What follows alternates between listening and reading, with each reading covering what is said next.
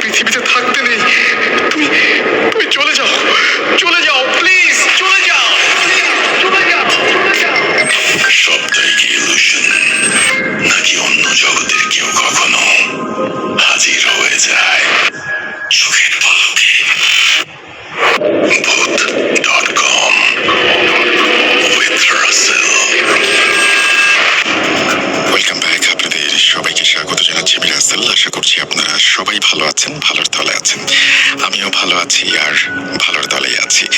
আজকে আরো একটা ঘটনা নিয়ে হাজির হয়ে গেলাম আপনাদের সামনে। আশা করছি প্রথম থেকে শেষ পর্যন্ত শুনবেন আপনারা এবং আপনাদের ভালো লাগবে। যারা শুনছেন তাদের কাছে বিশেষভাবে অনুরোধ, আমাদের চ্যানেলটি সাবস্ক্রাইব করুন এবং অবশ্যই বেল আইকনটি প্রেস করুন, তাহলে আপনারা সমস্ত নোটিফিকেশন পেয়ে যাবেন সাথে সাথে। কথা না বাড়িয়ে আমরা ঘটনায় যাই, চলুন।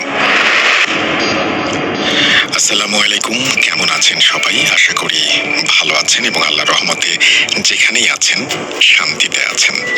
আমি আপনাদের সবার পছন্দের শো ভূত.com এর মডারেটর এবং একনিষ্ঠ ভক্ত মোহাম্মদ সাবিত আলম লিখছি ময়মনসিংহ বিভাগ থেকে। আজ কোনো কথা না বাড়িয়ে আমি সরাসরি চলে যেতে চাই আজকের ঘটনায়। আজকের ঘটনাটি একটু আলাদা ধরনের, কারণ ঘটনাটি মিশরীয় কালো জাদু নিয়ে। আমার কাছে এটি একেবারেই নতুন এক অভিজ্ঞতা। কালো জাদুর ঘটনা তো অনেক শেয়ার করেছি, কিন্তু মিশরীয় কালো জাদুর আলাদা একটা রহস্য আজ জানাতে চলেছি আপনাদের। এই ঘটনায় আছে বক্তার হাস্যরস, আছে ঈর্ষা আর জেদের টানাপোড়েন। ওনাদের জীবনে ঠিক তখনই এক ভয়ঙ্কর কালো জাদুর ছায়া নেমে আসে, যেটাকে বলা হয় মিশরীয় কালো জাদু। যখন এই জাদুর বিষয়টি ধরা পড়ে বা বোঝা যায়, তখন ঘটনাটি এক অন্যরকম মোড় নেয়, অনেকটা রোমাঞ্চকর ও ভয়ানক হয়ে ওঠে। তাই ঘটনাটি একদম শেষ পর্যন্ত শুনবেন এবং কোনো কথা না বাড়িয়ে শুরু করছি আজকের ঘটনা। ঘটনাটি কার কাছ থেকে আমি পেয়েছি, কিভাবে কালেক্ট করেছি, সেগুলো আজ আর বলছি না। শুধু এতটুকু বলছি যে ঘটনাটির বক্তা আমাকে যেভাবে বলেছেন আমি ঠিক সেভাবেই আপনাদের মাঝে উপস্থাপন করছি। বলছেন বক্তা।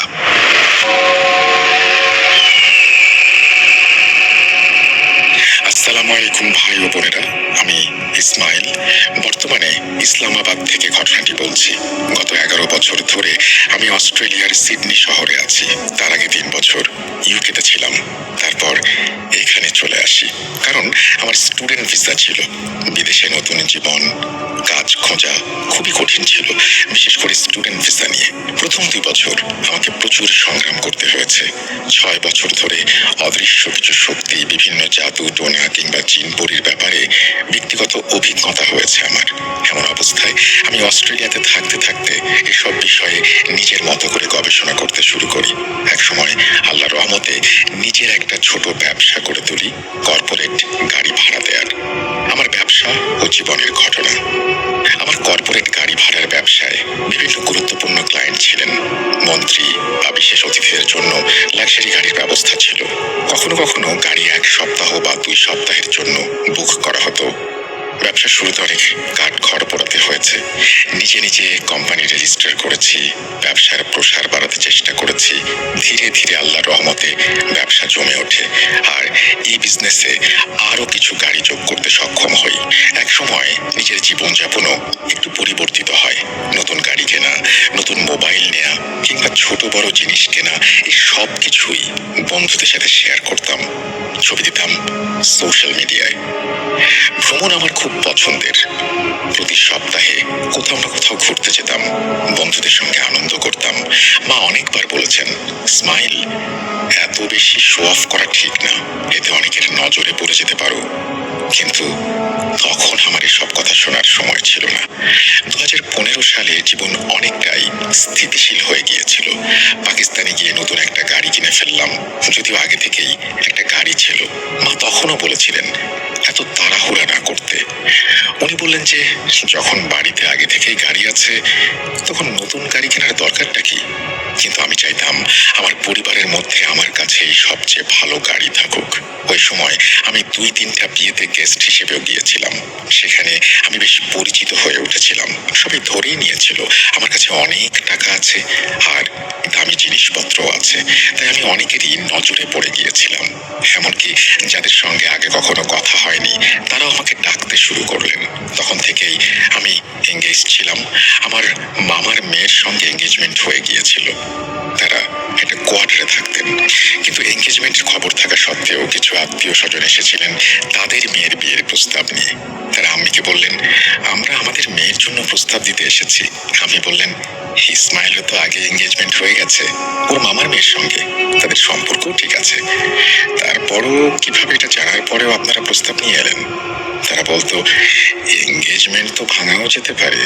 এটা শুনে আমারও অদ্ভুত লাগলো। কয়েকদিন পর আমি আবারও অস্ট্রেলিয়ায় ফিরলাম আর আমার কাজে যোগ দিলাম। দেশে ফেরার 12 থেকে 14 দিন পর একদিন সকালে স্বাভাবিকভাবে কাজে বের হলাম আর অফিসে চলে গেলাম। অফিসে গিয়েই কাজ শুরু হয়ে গেল। আমার বাসা সিডনি শহর থেকে 30 থেকে 40 মিনিটের ড্রাইভ ছিল। অফিস থেকে বের হয়ে ফিরছিলাম, পথে হঠাৎ গাড়ি কোনো কিছুর ওপর উঠে গেল। সঙ্গে সঙ্গে টায়ার ফাটার শব্দ পেলাম। আমি চিন্তায় পড়ে গেলাম, কিছুই বুঝতে পারছিলাম না। রাস্তায় কিছু ছিল না আর আমি খুব সতর্কতার সাথে গাড়ি চালাচ্ছিলাম।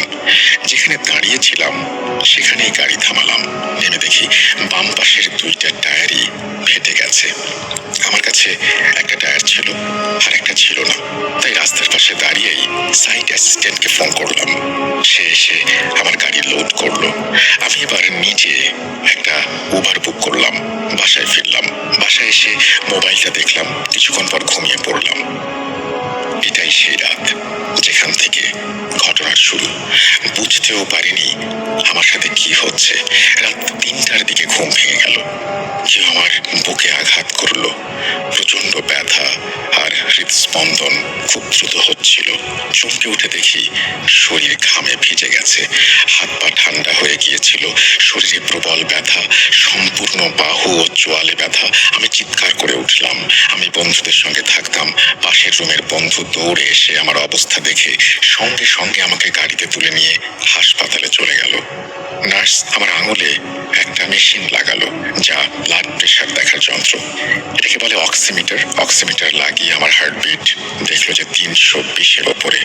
তখনই জরুরি বাটন চেপে ব্লু কোড ডাকা হলো, কারণ আমার অবস্থা খুবই সংকটাপন্ন। তখনই আমাকে আইসিইউতে নিয়ে যাওয়া হলো। আমাকে ওষুধ প্রদান করা হলো। আমি কিছু বুঝে উঠতে পারছিলাম না আমার সাথে কি হচ্ছে। সব টেস্ট হলো, রিপোর্ট একদম স্বাভাবিক। আমি সম্পূর্ণ সুস্থ। ডাক্তাররা অবাক, কিভাবে এটা সম্ভব? হার্টবিট এত দ্রুত, বুকের ব্যথা, কিন্তু কিছু ধরা পড়ছে না কেন? যাই হোক, সুস্থ হয়ে বাড়ি ফিরে এলাম।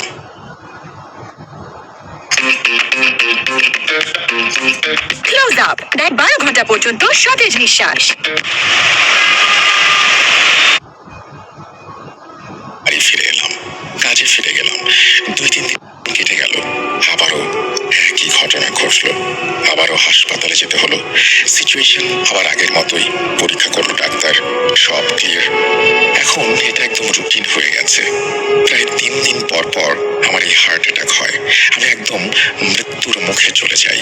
হাসপাতালে যাই, টেস্ট করাই, কিন্তু সব রিপোর্ট নর্মাল আসে।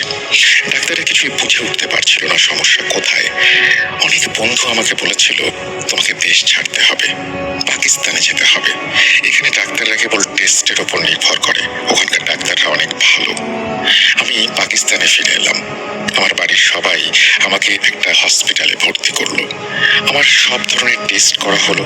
তখন আমার অবস্থা এমন ছিল যে দিনে 2-3 বার আমার অ্যাটাক হতো। আমি সব সময় যন্ত্রণায় থাকতাম, একদম শান্তি পেতাম না। তখন হাসপাতালের স্টাফরা আমাকে ঘুমের ওষুধ দিত। আমি ঘুমিয়ে থাকতাম আর চোখ খুললেই আবার যন্ত্রণায় ভুগতাম।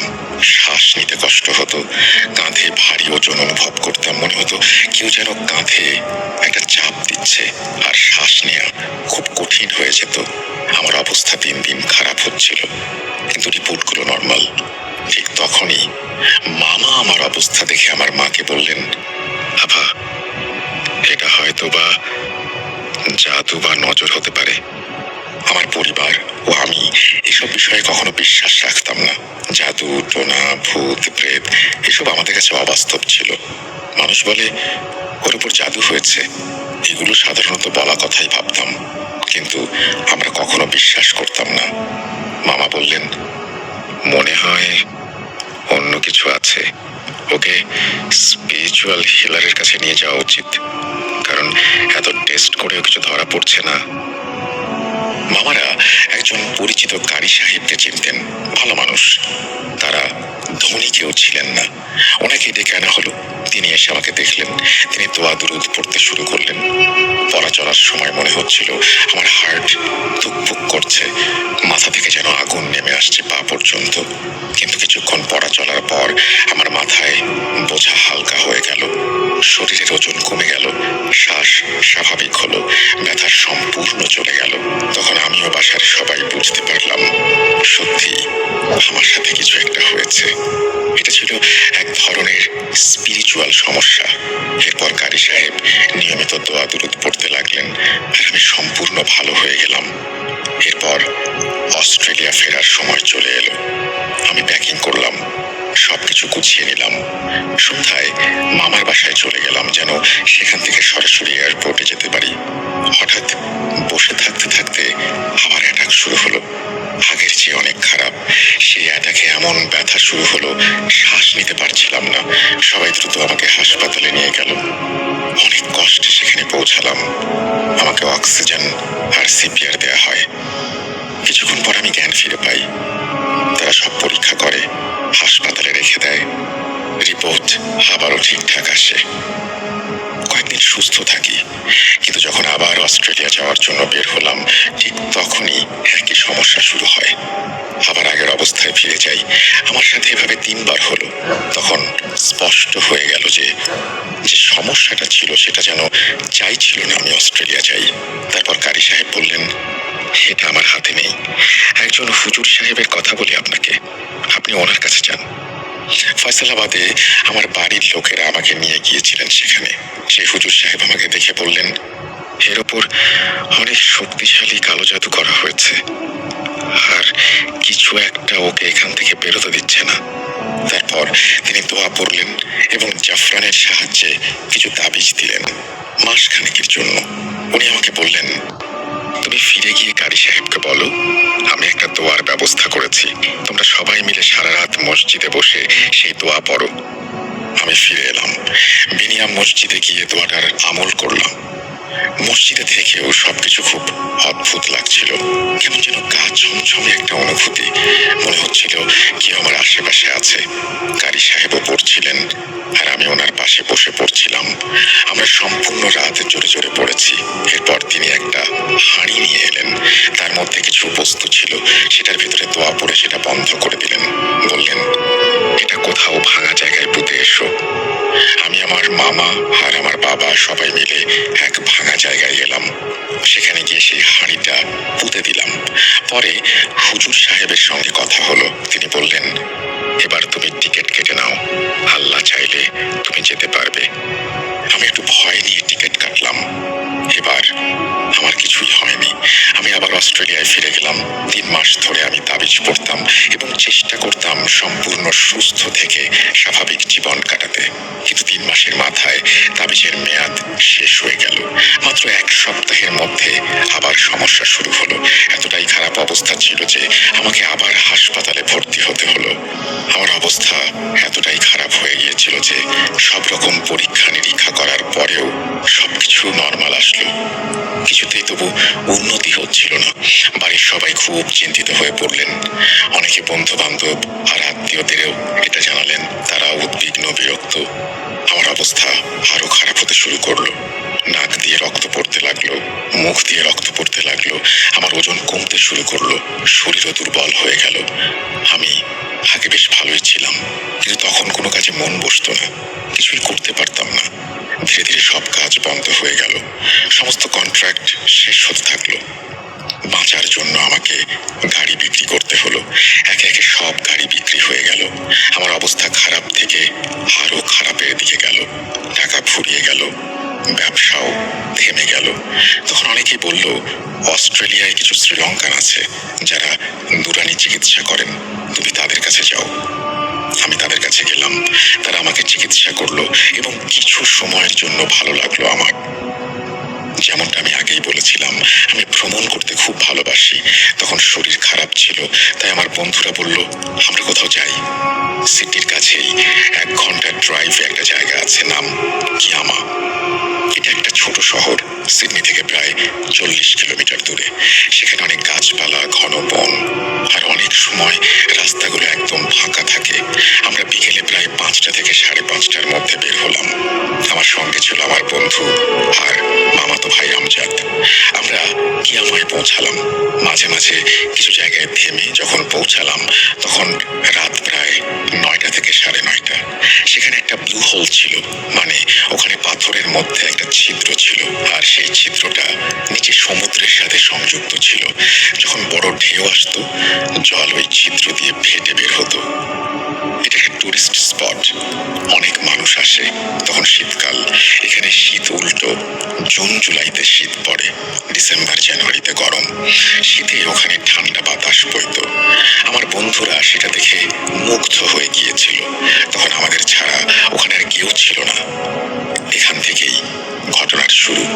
আমি সেখানে দাঁড়িয়েছিলাম, হঠাৎ আমার চোখে কিছু পড়ে যায়, আর আমি 3-4টা ধাপ হেঁটে সামনের দিকে এগোতেই দেখি সেখানে কেউ নেই।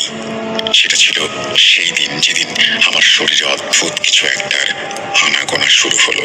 মনে হয়েছিল হয়তো আমার কোনো বন্ধু মজা করছে, কিন্তু আজ পর্যন্ত কেউ কোনোদিন এমন মজা করেনি। সবাই জানতো আমি অসুস্থ। আমার সব বন্ধু আর সবাই আমার সামনেই দাঁড়ানো ছিল, আড়ম্বরে করে কথা বলছিল। হালকা হালকা বৃষ্টি শুরু হয়েছিল। আমি তাদের দিকে তাকালাম, আমার পেছনের দিকেও তাকালাম। অবাক হয়ে গেলাম। আমার সঙ্গে ঠিক কি হচ্ছে বুঝতে পারছিলাম না। একটু পর আমার অবস্থা খারাপ হতে শুরু করলো। মনে হচ্ছিল যেন কাঁধে ভারী একটা কিছু চাপ দিচ্ছে। আমার হার্ট যেন থেমে যাবে। আমি বললাম, ভাই, আমাদের ফিরতে হবে। তখন প্রায় 10:30 বা 11টা বেজেছিল। আমরা তখন সেখান থেকে রওনা দিলাম। আমার কাজিন গাড়ি চালাচ্ছিল, আমি পাশে বসেছিলাম, আর পেছনের সিটে আমাদের 3 বন্ধু। আমরা যখন মেইন হাইওয়েতে পৌঁছালাম, 2 পাশে জঙ্গল, হালকা বৃষ্টি, একদম ভয়ানক পরিবেশ। কেউ ভাবেনি সামনে কি হতে যাচ্ছে। গাড়ি মেইন হাইওয়েতে 110 কিলোমিটার গতিতে চলছিল। সেই গতিতে এগোচ্ছিলাম। আমার কাজিন স্পিড